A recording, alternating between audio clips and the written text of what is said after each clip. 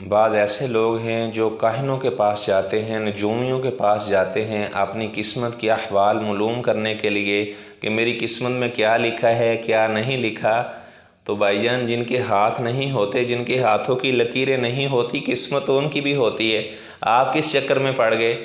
آپ صلی اللہ علیہ وسلم نے فرمایا من اتا عرافا، جو بندہ کسی کاہن کے پاس گیا، نجومی کے پاس گیا اور اس کے سامنے اپنا ہاتھ پیش کیا کہ دیکھو میرے ہاتھ کی لکیریں دے کر بتاؤ میری قسمت میں کیا لکھا ہوا ہے، تو آپ صلی اللہ علیہ وسلم نے فرمایا لم تقبل لہ صلاۃ 40 یوما، 40 دن تک اللہ اس کی نماز کو قبول نہیں کرتے۔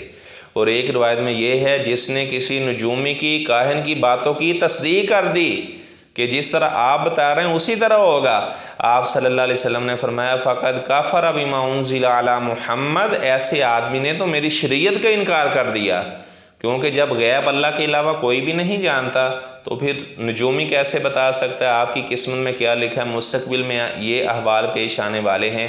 قل لا يعلم ما في السماوات والارض الغیب الا اللہ، فرمایا کہ زمین و آسمان کا غیب اللہ کے علاوہ کوئی بھی نہیں جانتا۔